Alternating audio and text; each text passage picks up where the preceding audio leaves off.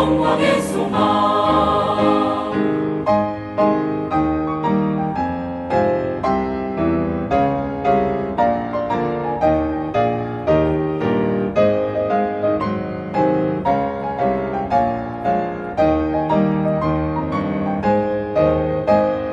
사실 주님 매일 접촉할수록 주의 성분 더해져가네.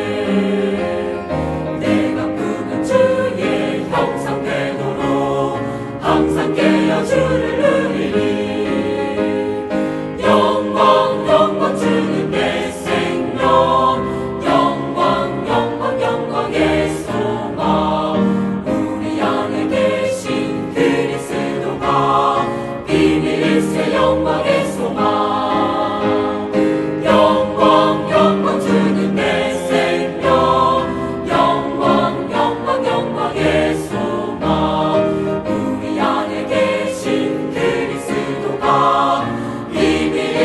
영광의 소망.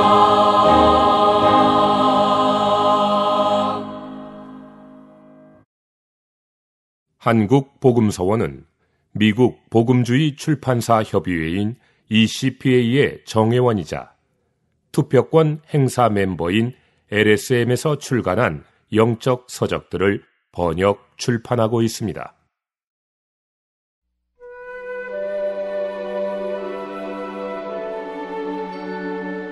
위대한 비밀, 그리스도와 교회. 제1부, 우리의 이상을 살펴봄. 제1장, 표면적인 계시 대 깊은 비밀. 다른 말로 하면 우리는 역사의 관점에서 하나님의 계시를 조망했습니다. 넉 장으로 구성된 제1부에서 우리는 우리의 이상, 우리의 계시를 살펴볼 것입니다. 계시와 이상은 둘 다 같은 것을 가리킵니다. 하나님의 관점에서 보면 계시이지만 우리의 관점에서 보면 이상입니다. 하나님의 의도가 우리에게 계시될 때 그것은 이상이 됩니다. 그러므로 우리는 역사의 관점에서 하나님의 계시를 살펴볼 때 실제로는 우리의 이상을 살펴보고 있는 것입니다. 계시와 이상은 동일한 것의 양면입니다. 모든 것에는 양면이 있습니다. 외면이 있으면 내면이 있습니다. 사람도 마찬가지입니다. 사람의 외적으로 보이는 것과 내적인 것이 다릅니다. 이런 이유로 심리학자들은 사람의 형이상학적인 방면과 형이하학적인 방면을 구별합니다. 외적인 방면은 보이는 것이지만 내적인 방면은 보이지 않습니다. 보이는 방면은 매우 간단하지만 보이지 않는 방면은 비밀스럽습니다.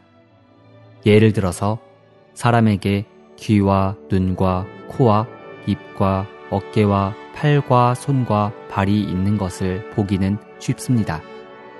그러나 사람이 외적으로는 간단하지만 내면은 비밀스럽고도 기이합니다. 사람 속에서 가장 비밀스러운 것은 생명입니다. 사람이 한 생명만을 갖고 있지 않다는 것도 비밀스럽습니다.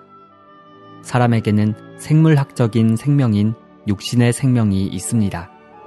사람의 육신의 생명 속에 숨겨진 것은 성경에서 혼생명이라고 부르는 정신적인 생명입니다. 이 생명은 사람의 생물학적인 생명보다 더 깊은 것입니다. 믿는 이들에게는 그들의 육신의 생명이나 정신적인 생명보다도 더 깊은 또 하나의 생명이 있습니다. 이것은 우리가 거듭날 때 받은 신성하고 영원한 생명입니다.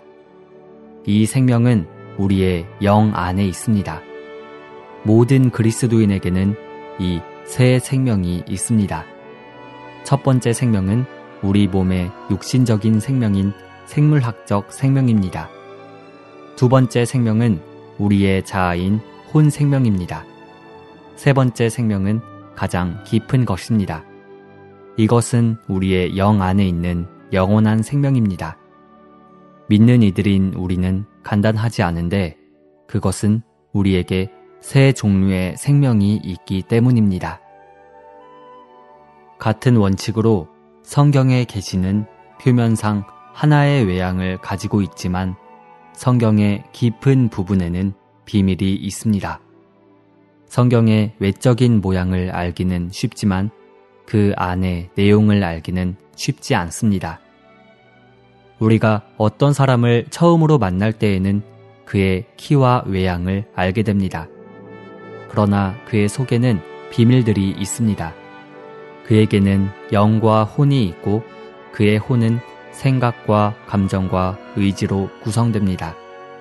그에게는 또한 육신의 심장이 있고 정신적인 심장, 곧 마음이 있습니다. 믿는 이는 간단하지 않은데 그것은 그에게 세 종류의 생명이 있기 때문입니다. 마찬가지로 성경에는 밖의 외양과 안의 내용이 있습니다. 그 외양은 읽기 쉽습니다. 성경의 첫 번째 문장은 태초에 하나님이 천지를 창조하시니라 라고 말합니다. 이것은 초등학교 학생도 읽고 이해할 수 있습니다. 그러나 이것은 성경의 표면에 불과합니다. 성경을 읽기 전에 우리는 하늘들과 땅의 기원을 알지 못했습니다. 그러나 성경을 읽은 후에 우리는 하나님께서 천지를 창조하셨다는 것을 분명히 압니다. 이것은 계시입니다. 그러나 이것은 표면적인 계시입니다. 표면적인 계시는 성경의 시작부터 끝까지 일관적입니다. 우리는 이제 성경의 표면적인 계시의 주된 사상을 살펴볼 것입니다. 성경의 표면적인 계시. 성경은 하나님께서 만물의 근원이심을 분명히 말합니다. 태초에 하나님께서 하늘들과 땅과 사람을 창조하셨습니다. 하늘들과 땅과 사람은 창조물 가운데서 가장 중요한 항목들입니다. 하늘은 땅을 위한 것이고 땅은 사람을 위한 것입니다. 하나님은 아름다운 우주를 창조하셨습니다. 그러나 우주 안에는 반역자인 마귀 사탄이 있습니다. 사탄은 하나님께 반역하고 사람을 속여서 하나님께 죄를 범하게 했습니다. 그 결과 하나님께서 선하게 창조하신 사람은 타락하여 망쳐지고 부패하여 악하고 어둡게 되었습니다. 그러나 하나님은 사람을 버리지 않으셨습니다. 하나님은 사람을 사랑하시고 기뻐하심으로 사람을 구원하기 위해 계획을 세우셨습니다. 그러나 사람을 구원하시기 전에 하나님은 율법을 주셨습니다. 율법은 사람의 타락된 상태를 드러내기 위해서 하나님에 따라 기록되었습니다. 율법을 통해서 사람은 죄와 자신을 알고 율법을 통해서 사람은 또한 하나님의 자비 아래 와서 하나님의 구원을 구합니다. 사람이 창조된 후 약 4,000년이 지난 정해진 어느 때에 하나님은 그분의 독생자를 보내셔서 예수라고 불리는 사람이 되게 하셨습니다. 그분은 33년 반 동안 이 땅에 사시고 인생의 고난과 역경을 맛보셨습니다. 33년 반 후에 그분은 세상의 죄를 지시고 십자가에서 하나님의 심판을 받으셨고 사람을 구속하시기 위해 그분의 보배로운 피를 흘리셨습니다. 십자가에서 그분은 또한 마귀를 멸망시키셨습니다. 그분은 십자가에서 죽으신 후 장사되셨고 3일째 되는 날 죽은 사람들 가운데서 살아나셨습니다. 죽은 사람들 가운데서 살아나신 것은 그분께서 부활의 주님이심을 증명합니다. 그분은 제자들 가운데 계시기 위해 40일 동안 땅에 머무셨고 그 후에 승천하셨습니다. 10일 후에 성령께서 쏟아 부어지셨고 그분의 제자들은 각처에 가서 복음을 전파하여 많은 죄인들을 회개와 구원으로 이끌었습니다. 구원은 완전했고 성령께서 내려오셨기 때문에 모든 죄인이 복음을 들을 수 있었고 감동되어 회개하고 믿고 구원을 받을 수 있었습니다. 죄인들이 주 예수님을 믿고 그분의 이름을 부를 때 그들의 죄는 즉시 용서받고 그들은 의롭다함을 얻으며 하나님에 의해 거듭납니다. 땅에 있는 이러한 믿는 이들은 이 땅에서 교회가 되는데 이것은 그들이 성경에 계시된 하나님의 뜻을 행함으로 하나님을 기쁘시게 하고 영광스럽게 하기 위한 것입니다. 승천하신 주님은 어느 날 이기는 믿는 이들을 하늘로 휴거되게 하실 것입니다. 그런 후 그분은 이 세상을 심판하시고 세상에 있는 모든 부패를 끝내시고 1000년 동안 그분의 왕국, 곧 천년왕국을 세우시기 위해 이기는 이들과 함께 이 땅으로 돌아오실 것입니다. 천년왕국 후에 하나님은 사탄을 처리하실 것이고 옛 창조물은 지나갈 것이며 새 하늘과 새 땅이 도래할 것입니다. 새 하늘과 새 땅에서 하나님은 그분의 구속받은 백성과 영원히 함께 계실 것이며 사람은 영원한 축복을 누릴 것입니다. 이것이 성경 66권의 표면적인 계시입니다. 이것이 모든 그리스도인들이 믿는 것입니다. 이것은 또한 지난 2000년 동안 모든 복음 전파자들이 전한 것입니다. 성경의 표면적인 계시는 신학교에서 가르치고 있고 대부분의 목사들이 전파하고 있습니다. 그리스도인들 가운데 가르치고 있는 모든 것은 이 계시 안에 포함되어 있습니다. 따라서 대부분의 그리스도인들은 성경이 이 정도만 계시한다고 믿습니다. 그러나 이것은 성경의 내용의 표면에 불과합니다. 이것은 성경에 있는 깊은 비밀이 아닙니다.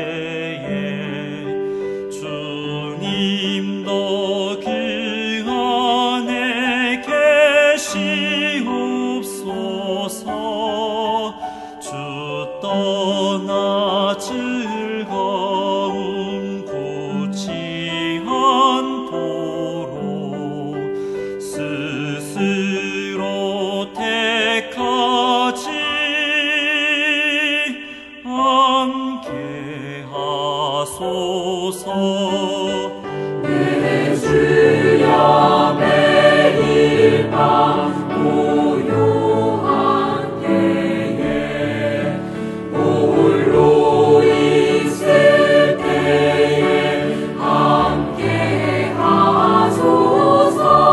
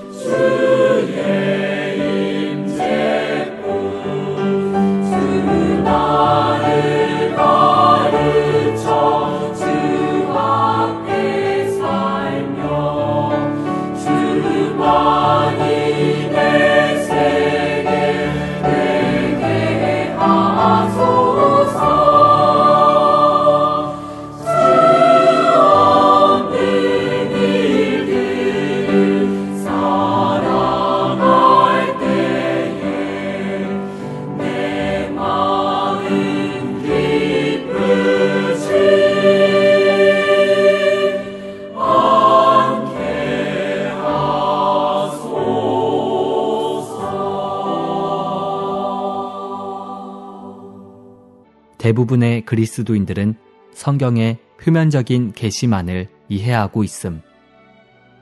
고린도전서 2장에서 바울은 비밀한 가운데 있는 하나님의 지혜, 곧 감추어져 있던 지혜를 말하고 있으며 이것은 이 시대의 통치자들 중 아무도 알지 못한 것이고 눈으로 본 적이 없는 것들이고 귀로도 들은 적이 없는 것들이며 사람의 마음에 떠오른 적도 없는 것들이라고 말합니다.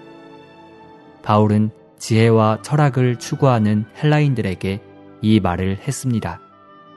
바울은 마치 가장 위대한 헬라 철학자라 할지라도 하나님의 비밀을 상상할 수도 없었다고 말하는 것 같습니다. 이 비밀은 성경에 감추어져 있지만 바울은 이 비밀을 성도들에게 말했습니다. 그는 죄인들에게 복음을 전파할 때에는 표면적인 계시를 말했지만 일단 죄인들이 구원받으면 성경에 있는 깊은 비밀을 말했습니다. 오늘 어떤 사람은 성경을 몇 번 읽고서 자기가 성경의 내용을 안다고 생각할지 모릅니다. 그러나 그는 성경 안에 있는 비밀은 알지 못할 것입니다. 주 예수님께서 이 땅에 계셨을 때 바리새인들과 율법 학자들은 구약을 읽고 구약에 관해 말하고 구약에 있는 말씀 구절로 자신들을 장식하기까지 했습니다. 그들은 자신이 성경을 안다고 생각했습니다. 그러나 어느 날 그들은 주 예수님께 어려운 질문을 했는데 그분은 그들이 성경도 모르고 하나님의 능력도 모른다고 말씀하셨습니다. 바리새인들과 율법 학자들은 자신이 성경을 안다고 생각했지만 주님은 그들이 성경을 모른다고 말씀하셨습니다. 그들은 성경의 문자는 알았지만 하나님의 능력은 알지 못했습니다. 하나님의 능력은 비밀입니다. 성경은 문자뿐 아니라 하나님의 능력을 담고 있습니다. 자신이 성경을 안다고 생각하는 사람은 성경의 문자만을 알고 있을지 모릅니다. 많은 신학교 교수들, 선교사들, 목사들, 성경 교사들이 자신이 성경을 이해한다고 생각하여 성경을 해석하고 강해서를 씁니다. 그러나 나는 주 예수님께서 그들이 성경을 모른다고 말씀하실까봐 염려됩니다. 우리 중에 어떤 사람들은 여러 권의 성경을 닳도록 읽었지만 주 예수님은 그들에게도 여러분은 성경을 알지 못합니다 라고 말씀하실지 모릅니다. 우리도 성경에서 표면적인 것들만 알고 깊은 것들을 알지 못할 수 있습니다. 나는 기독교 가정에서 태어나 성장했고 초등학교부터 전문대학에 이르기까지 내가 다닌 학교는 다 기독교 학교였습니다. 그러한 기독교 배경을 가진 나는 성경의 표면적인 계시에 매우 익숙했습니다. 내가 어렸을 때 나의 어머니는 우리에게 요셉의 이야기를 해주었는데 우리는 그 이야기를 들으며 요셉을 동정하여 울기까지 했습니다. 나의 어머니는 또 우리에게 사복음서에 있는 이야기들도 해주셨습니다. 주일 학교에 갔을 때도 나는 이런 이야기들을 들었습니다. 후에 목사님도 주일 예배에서 같은 이야기를 해주었습니다. 나는 구원받은 후에 다시 그 이야기를 들었습니다. 그러나 나는 성경에 있는 깊은 비밀을 알지 못했습니다. 내가 20살쯤 되었을 때 전국적으로 유명한 한 복음 전파자가 있었는데 그가 중국 북부에 와서 많은 시간을 보냈습니다. 어느 날 그는 나의 고향에 와서 주 예수님께서 오신 것은 사람이 생명을 얻고 더 풍성히 얻도록 하기 위한 것이라는 메시지를 전했습니다. 나는 그런 주제에 대한 메시지를 들어본 적이 없었습니다. 그것은 나에게 새로운 용어, 새로운 진리 같았습니다. 그러나 그 메시지를 들은 후에도 나는 여전히 생명이 무엇이고 생명을 풍성히 얻는다는 것이 무슨 의미인지를 전혀 알지 못했습니다. 나는 구원받은 후 주님과 성경을 매우 사랑했습니다. 나는 성경을 닳아 없어질 때까지 여러 권 읽었습니다. 나는 진리도 사모했습니다. 어느 날 나는 형제회 중에서 가장 엄격한 분파에 갔습니다. 그들은 성경 해석으로 유명했었습니다. 거기에서 들은 것들을 나는 귀중하게 여겼습니다. 내가 처음으로 들은 것은 다니엘서 9장에 있는 70일에 관한 것이었습니다. 70일에는 7일에와 62일에와 마지막 한 일에로 나누어집니다. 마지막 일에는 앞에 3년 반과 뒤에 3년 반, 이렇게 두 부분으로 나누어질 수 있습니다. 각 3년 반이 42달, 즉 1260일입니다. 나는 거기서 듣는 것을 좋아했으므로 7년 반 동안 형제회와 함께하면서 예언과 예표에 대해 들었습니다. 예언에 관해서 그들은 다니엘서 2장에 있는 금으로 된 머리, 은으로 된 팔, 노수로 된 배, 철로 된 다리, 일부는 철이고 일부는 흙인 두 다리, 그리고 10발가락이 있는 큰 인간 형상에 대해 말했습니다. 그들은 또 다니엘서 7장에 있는 네 짐승과 그 머리에 10뿔이 자라는 네 번째 짐승에 대해서도 말했습니다. 그들은 큰 인간 형상의 10발가락이 네 번째 짐승의 10뿔이라고 말했습니다. 예언 외에도 그들은 예표에 대해 말했습니다. 나는 성경에 있는 여러 예표에 관해 많은 것을 배웠습니다. 그러나 나는 그 영에 대해서나 생명에 대해서나 내 안에 살고 계시는 그리스도에 대해서는 듣지 못했습니다. 나는 교회가 그리스도의 몸이라는 것이나 몸이 새 사람이라는 것에 대해서는 듣지 못했습니다. 나는 1925년에 구원받았지만 1932년이 되어서야 성경에 있는 깊은 비밀을 보기 시작했습니다. 그때 나는 25살이 넘었었습니다. 나는 기독교 가정에서 태어나 기독교 학교에서 교육받고 어려서부터 기독교 안에서 설교를 들었지만 성경의 표면적인 계시만 알았던 것입니다. 나는 성경에 있는 깊은 비밀을 알지 못했습니다.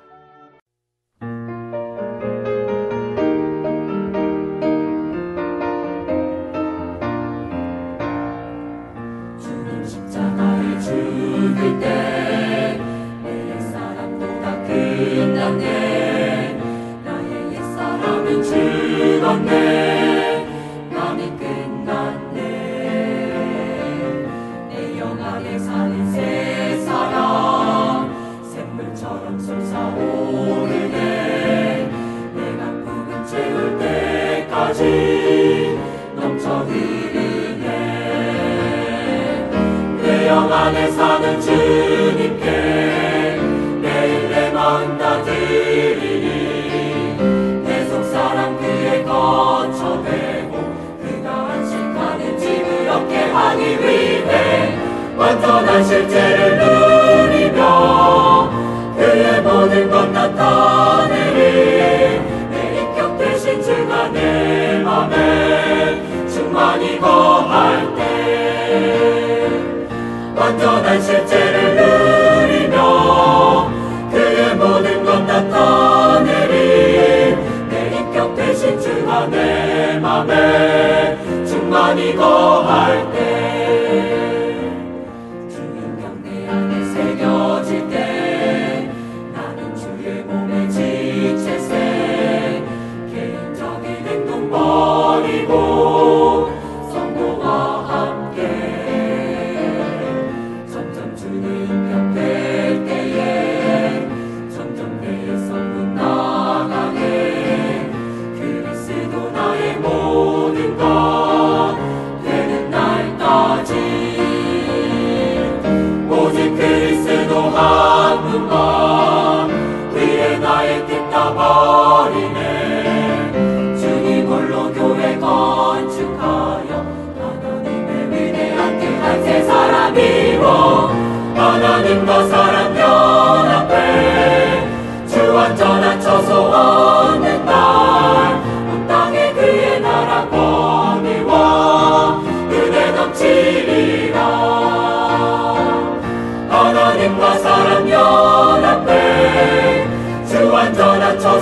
어느 날 온 땅에 그의 나라 권위와 은혜 넘치리라.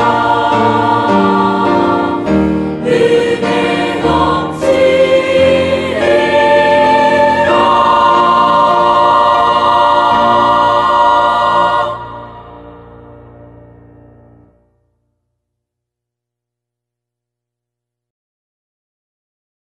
성경에 있는 깊은 비밀.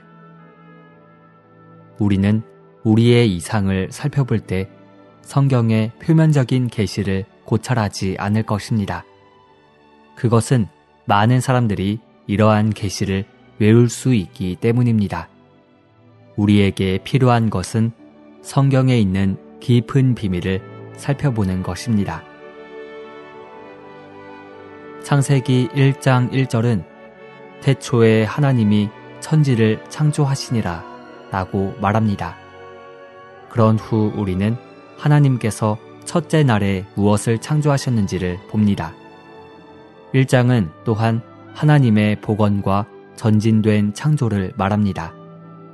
우리는 이러한 구절들을 읽을 때 하나님께서 무엇을 창조하셨는지를 알 수 있습니다.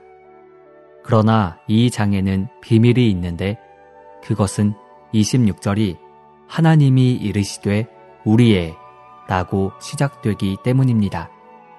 이 우리는 비밀입니다. 한 하나님이 계십니까? 많은 하나님이 계십니까? 많은 하나님이 있다고 말하는 것은 이단입니다. 그러나 어떻게 하나님은 그분 자신을 우리라고 말씀하실 수 있습니까? 이것은 비밀입니다. 창세기 1장 26절에서 하나님은 우리의 형상을 따라 우리의 모양대로 우리가 사람을 만들고 라고 말씀하셨습니다. 하나님의 형상이나 모양을 본 적이 있습니까? 우리가 하나님의 형상을 따라 하나님의 모양대로 만들어졌다는 것을 압니까? 이것은 비밀입니다. 성경은 일찍이 하나님을 본 사람이 없었고 하나님은 보이지 않는 분이시라고 말합니다. 어떻게 보이지 않는 하나님께서 형상을 가지실 수 있습니까? 만약 그분께 형상이 있다면 그분은 사람들에게 보이실 수 있습니까? 나아가 형상과 모양은 어떻게 구별됩니까? 신학자들은 이러한 문제를 철저히 연구할 수 없고 이러한 문제에 관해 명확한 설명을 해줄 수도 없습니다. 따라서 성경 해설가들은 창세기 1장 26절에 있는 우리라는 말을 해설할 수 없고 형상과 모양이라는 말도 설명할 수 없습니다. 이것은 창세기 1장에 말하기 쉽지 않은 비밀이 있다는 것을 증명합니다. 우리는 질문해야 합니다. 사람은 하나님의 형상입니까? 사람의 형상입니까? 사람은 하나님의 모양입니까? 사람의 모양입니까? 우리는 사람이지만 사람에게는 하나님의 형상과 하나님의 모양이 있다고 말하는 것이 맞습니다. 어떤 신학자들은 이렇게 말하는 것이 이단적이고 신성을 모독하는 것이라고 생각할지 모릅니다. 작은 사람이 어떻게 감히 하나님의 형상과 모양을 지닌다고 말할 수 있습니까? 그러나 우리는 이것이 신성 모독이 아니라는 것을 압니다. 이것은 성경 안에 있는 비밀의 계시입니다. 창세기 1장은 동물의 생명과 식물의 생명이 각기 종류대로 있다고 말합니다. 개는 개의 종류대로, 말은 말의 종류대로, 가축은 가축의 종류대로 있습니다. 풀과 꽃과 나무도 마찬가지입니다. 복숭아는 복숭아의 종류대로, 살구는 살구의 종류대로, 모라는 모란의 종류대로, 국화는 국화의 종류대로 있습니다. 모든 것이 그 종류대로 있습니다. 그러나 사람은 무슨 종류입니까? 사람은 사람의 종류입니까? 하나님의 종류입니까? 성경은 사람이 하나님의 형상대로 하나님의 모양을 따라 지어졌다고 말합니다. 그러므로 사람은 하나님의 종류대로 창조되었습니다. 우리는 성경대로 말하기 때문에, 그리고 사람이 하나님의 종류대로 되었다고 말하기 때문에 비난을 받아왔습니다. 사람들은 우리가 이단을 말한다고 합니다.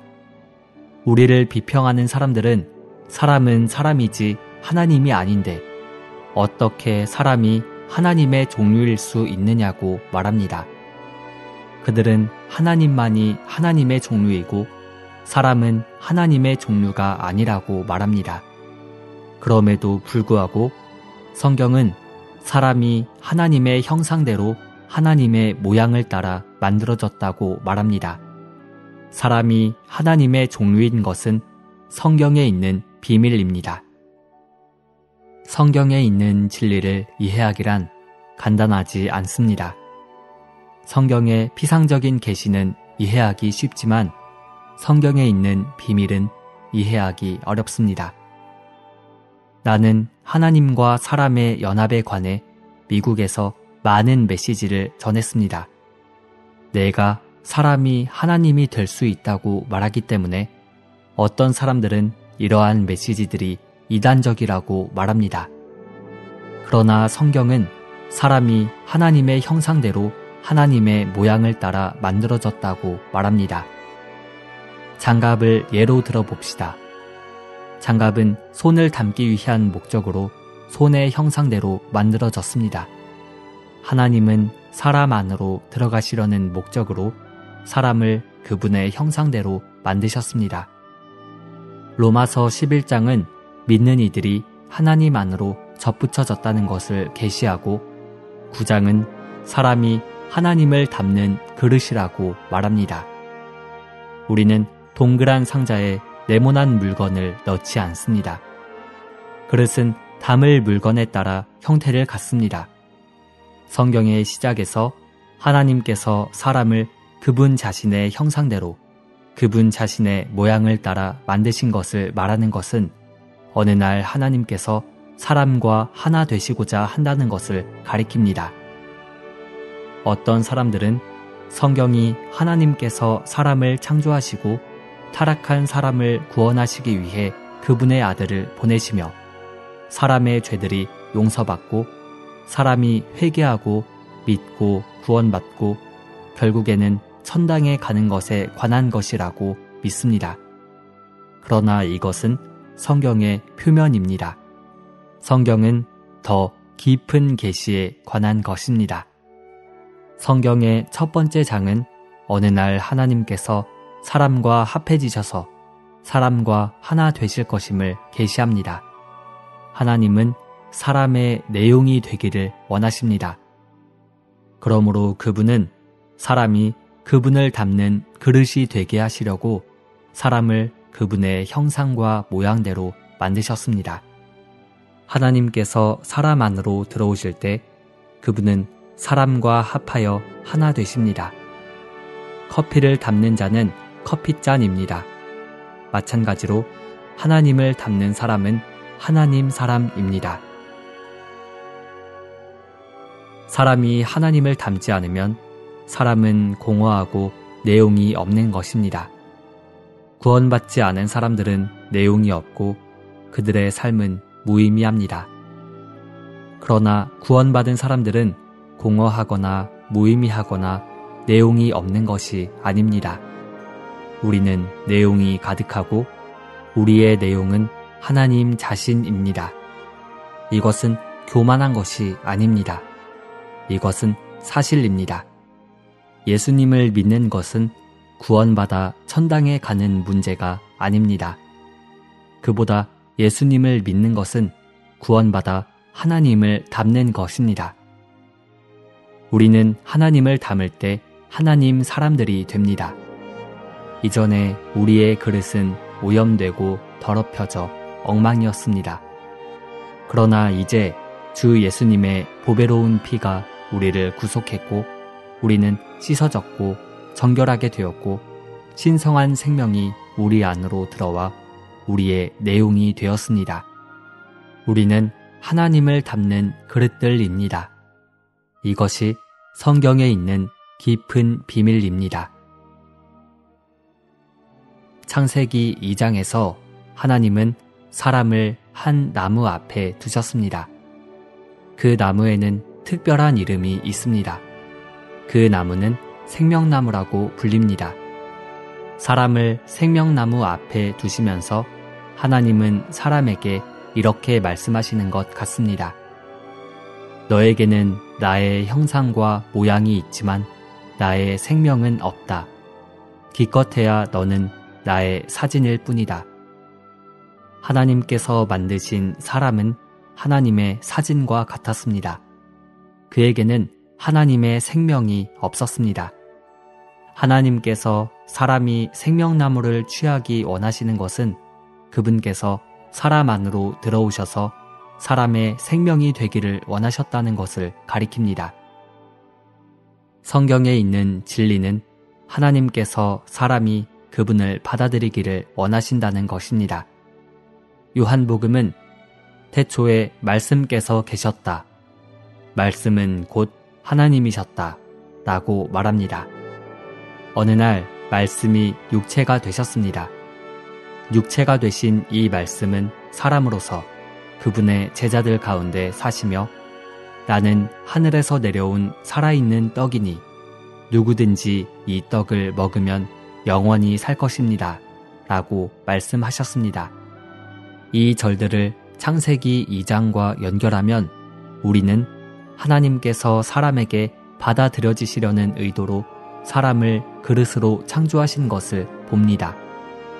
그러므로 주 예수님은 나를 먹는 그 사람도 나로 말미암아 살 것입니다. 라고 말씀하셨습니다. 주님을 먹는 것도 대부분의 그리스도인들이 알지 못하는 비밀입니다. 1958년에 나는 타이베이에서 요한복음 6장 57절에 대해 말했습니다. 그때부터 우리는 하나님을 먹고 마시고 누리는 것에 대해 말해왔습니다. 언젠가 집회 후에 교수인 한 형제가 나에게 와서 말했습니다. 리 형제님, 오늘 형제님의 메시지는 좋았습니다. 그렇지만 한 단어는 매우 야만적입니다. 예수님을 먹는 것에 대해 말하는 것은 야만적입니다. 나는 말했습니다. 형제님, 야만적인 사람은 내가 아닙니다. 이것은 주 예수님께서 친히 하신 말씀입니다. 이것은 우리가 성경을 표면적으로는 알고 있지만 사실상 성경을 알지 못한다는 것을 보여줍니다. 많은 그리스도인들이 예수님을 먹는 것에 대한 진리를 모릅니다. 영양학을 공부한 사람들은 당신은 당신이 먹은 그것입니다. 라고 말합니다. 다른 말로 하면 우리는 우리가 먹은 음식의 집대성이라는 것입니다. 우리가 먹은 밥과 빵과 생선과 고기와 달걀과 채소와 과일은 소화된 후에 우리가 됩니다. 이 비밀이 성경 안에 있습니다. 하나님은 사람에게 생명의 떡이 되기를 원하십니다. 그분께서 우리의 생명의 떡이 되신 후에라야 그분께서 우리의 참된 내용이 되실 수 있습니다. 성경의 시작은 성경의 끝과 일치합니다. 요한계시록 2장에서 주님은 이기는 이에게는 내가 하나님의 낙원에 있는 생명나무를 주어서 먹게 할 것이다 라고 약속하셨습니다. 요한계시록의 끝에서도 주님은 생명나무에 이르는 권리를 얻고 문들을 통하여 그 성 안으로 들어가도록 자기의 겉옷을 빠는 사람들은 복이 있다 라고 약속하셨습니다. 생명나무는 하나님 자신입니다. 자기의 겉옷을 빠는 것은 어린 양의 피로 씻어서 자기의 행위를 깨끗하게 지키는 것입니다. 이것이 우리가 하나님을 누릴 자격을 갖추는 길입니다. 이것은 성경에 있는 깊은 비밀입니다. 이것은 표면적인 계시가 아닙니다. 성경의 시작과 성경의 끝이 일치할 뿐 아니라 성경 전체가 일관적입니다. 요한복음 15장에서 주님은 나는 포도나무요, 여러분은 가지들입니다. 그가 내 안에, 내가 그 안에 거하면 이라고 말씀하셨습니다. 이것은 비밀입니다. 이것은 접붙임의 그림입니다. 주님은 포도나무이시고 우리는 가지들입니다. 우리의 천연적인 출생으로는 우리가 주님 안에 있는 가지들이 아닙니다. 우리는 거듭날 때 그분 안으로 접붙여졌습니다. 접붙임은 두 나무의 생명을 연결하고 그 두 나무를 하나로 연합시켜 열매를 맺게 합니다.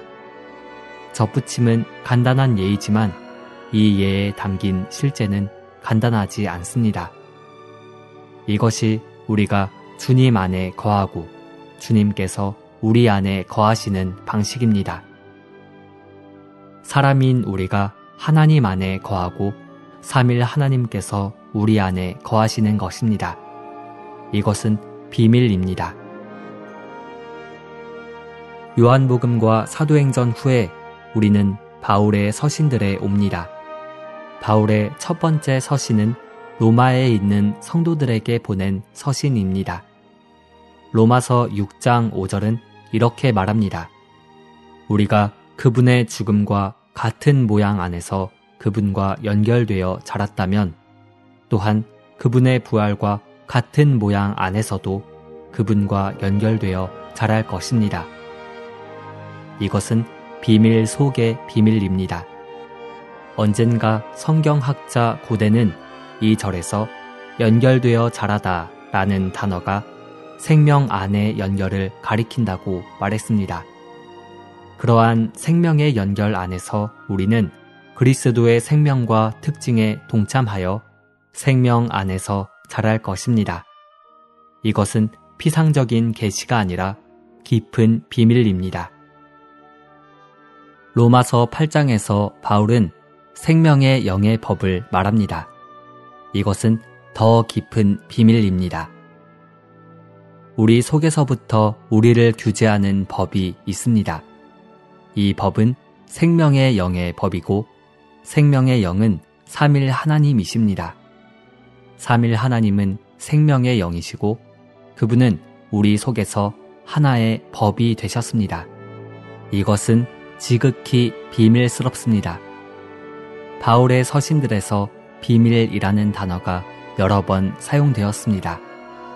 바울은 그리스도께서 하나님의 비밀이시고 교회가 그리스도의 비밀이며 그리스도와 교회가 위대한 비밀이라고 말합니다. 이러한 것들은 그 영의 문제인데 그것은 삼일 하나님께서 지금 우리의 영 안에 거하시는 생명 주시는 영이 되셨기 때문입니다. 요한계시록에서 요한은 7교회인 7 금등잔대를 말합니다. 이것도 비밀입니다. 요한계시록에서 하나님의 영은 7 영이시고 7 영은 어린 양의 7 눈이십니다. 이것은 더욱더 비밀스럽습니다. 삼일 하나님의 최종적인 나타남은 7 영이신 생명 주시는 영이고 7 영은 삼일성의 두 번째 위격의 7 눈이십니다. 교회는 신약시대에 산출되었습니다. 교회는 등잔대이고 등잔대는 교회의 비밀입니다.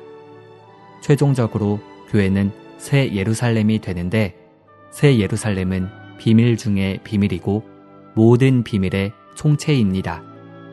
새 예루살렘에는 생명나무, 생명수의 강, 사람을 창조하신 하나님, 창조된 사람이 있습니다. 새 예루살렘은 모든 비밀의 총체요 집대성입니다. 이것이 성경에 있는 비밀입니다. 우리는 단지 성경의 표면적인 계시만을 가진 그리스도인들입니까? 아니면 깊은 비밀을 알고 있습니까? 우리가 그리스도인들인 것도 비밀입니다. 결국 우리는 비밀들의 총체인 새 예루살렘이 될 것입니다.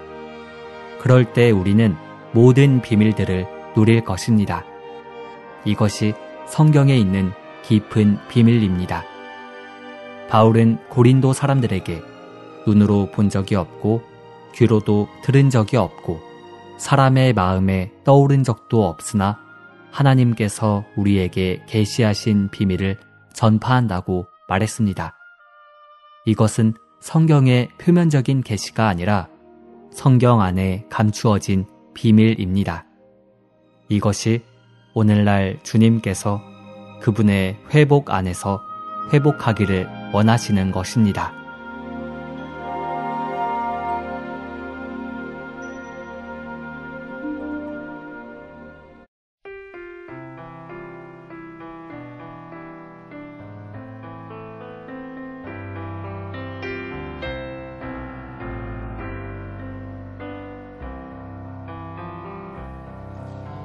나는 생명의 샘에 왔네. 하늘로부터 흐르네. 샘물 거쳐 이곳에 왔네. 사랑의 엘림에 왔다네. 하늘에서